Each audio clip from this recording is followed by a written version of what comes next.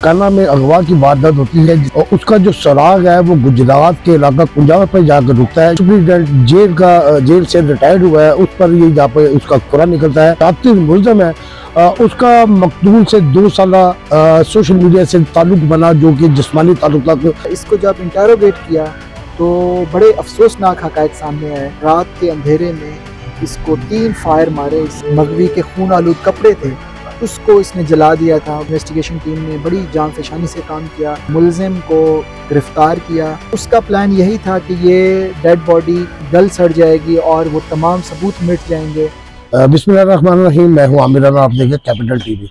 एक काना में अगवा की वारदात होती है, जिसके बाद पुलिस जब उसका पीछा करती है तो उसका जो सराग है वो गुजरात के इलाका कुंजावर पर जाकर रुकता है, जहाँ पर एक शातिर मुलजिम जो कि सुप्रीडेंट जेल से रिटायर्ड हुआ है, उस पर ये जहाँ पर उसका खुरा निकलता है। पुलिस जब इन्वेस्टिगेट करती है तो जो शातिर मुलजिम है उसका मकतूल से 2 साल सोशल मीडिया से ताल्लुक बना, जो कि जिस्मानी ताल्लुक तक जा रुका। और उस पर उसके बाद मुलजिम जो है वो इस खौफ से उसे कत्ल कर देता है कि कहीं इसका जो राज है वो अफशान ना हो जाए, उसकी बदनामी ना हो जाए। उसने अपने बेटे से मिलकर, जो साबिक सुप्रीडेंट जेल है साहिवाल में रह चुका, उसने अपने बेटे से मिलकर ये कत्ल की जो वारदात अंजाम दी है, जिस पर इन्वेस्टिगेशन काना ने SP माल्टो डॉक्टर एयाज की सुपरविजन में जब ये वारदात ट्रेस की, और उसमें बहुत सारे ऐसे हकाइक निकले और ऐसे राज जो निकले हैं जिससे सुनकर आप हैरान रहेंगे। मेरे साथ इस वक्त डॉक्टर एयाज SP माल्टो इन्वेस्टिगेशन मौजूद है। उनसे पूछते हैं कि ये सारा वाकया कैसे हुआ, इन्होंने ये कैसे उसका पीछा किया और मुलजिम को, और जो फरार होने में मुलजिम है उनका ये सुराग उन्होंने कैसा लगाया। जी डॉक्टर साहब, बहुत शुक्रिया आपका।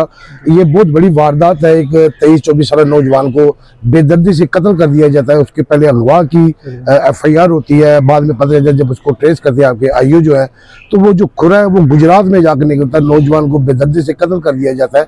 तो क्या हकाइक वो सामने आए हैं? जी बिल्कुल, 7 नवंबर को FIR दर्ज होती है 365 अगवा की थाना काना में। हमारी तफ्तीशी टीम फ़ौरन एक्टिवेट होती है और जो मगवी का मोबाइल फ़ोन का जो CDR एनालिसिस हम करते हैं तो उसमें हमें ये पता चलता है कि उसकी जो मूवमेंट है वो टूवर्ड्स गुजरात डिस्ट्रिक्ट है। एरिया कुंजा है और जीरा वाली गांव का नाम है।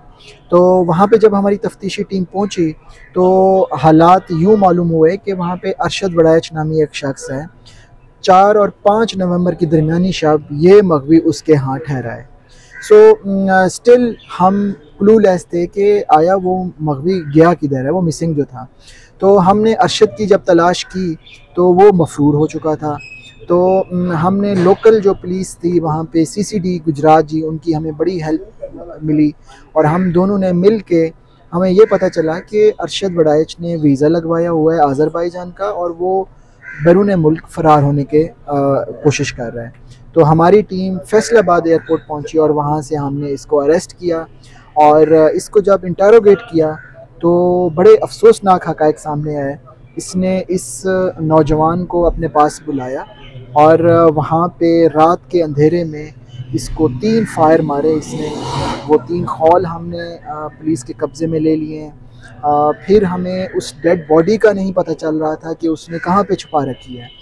तो after very hard work and professional interrogation and investigation हम जहाँ पे एक करीबी वीराना था, खेत थे, वहाँ पे इसने डेड बॉडी को नेकेड करके वहाँ पे उसने छुपा के रखी थी। तो फौरी तौर पे फोरेंसिक साइंस एजेंसी हमने वहाँ पे बुलाई, वहाँ के एहलकार बुलाए, तमाम वो सबूत इकट्ठे किए।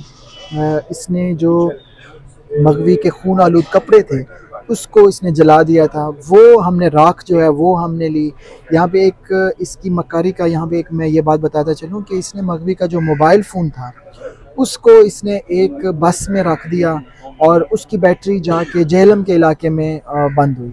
तो इसने पुलिस को चकमा देने की कोशिश की कि जो पुलिस है वो उसके पीछे जाएगी और मेरी स्किन सेव हो जाएगी। लेकिन अल्लाह का शुक्र है, मेरी इन्वेस्टिगेशन टीम, काना इन्वेस्टिगेशन टीम ने बड़ी जांफेशानी से काम किया, बड़े प्रोफेशनल मैनर में काम किया और उसके तमाम हरबों को नाकाम किया और उस मुलजिम को गिरफ़्तार किया और तमाम सबूत इकट्ठे कर लिए हैं, जो वो सबूत जो कि एक और डिस्ट्रिक्ट में थे। लेकिन अल्लाह का शुक्र है अभी जो मुलजिम है वो हमारे पुलिस रिमांड पे है और फर्दर इंशाल्लाह हम इसको डॉक्टर साहब, मुलजिम ने अपना जो असल रसूख है वो जारी किया, वो स्टूडेंट पुलिस जेल रहा है, कोई असल रसूख या पुलिस को दबाने की कोई कोशिश की उसने? नहीं, किसी सूरत भी पुलिस इन्फ्लुएंस नहीं होती। तफ्तीश 100% मेरिट पे हो रही है। हाँ, ये ज़रूर है कि उसको उन तमाम हरबों का अंदाज़ा था, क्योंकि वो उन क्रिमिनल माइंडेड लोगों के साथ डील कर चुका था।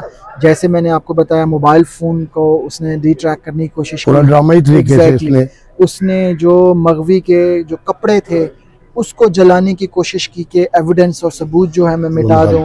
इवन वो जो डेड बॉडी थी, अब आप यहाँ से अंदाज़ा लगाएं कि 4 और 5 की दरमियानी शब नवंबर का है वो कुआ, आज 20 से 25 दिन गुजर गए हैं। तो उसका प्लान यही था कि ये डेड बॉडी गल सड़ जाएगी और वो तमाम सबूत मिट जाएंगे और मैं बाइज़्ज़त बरी होके आ जाऊंगा। डॉक्टर साहब, इसमें कत्ल की जो असल वजूहात है वो क्या बताई जा रही हैं? मुलजिम ने क्यों ऐसा ये सफाकी का अंजाम दिया, और वो भी अपने बेटे से मिलकर?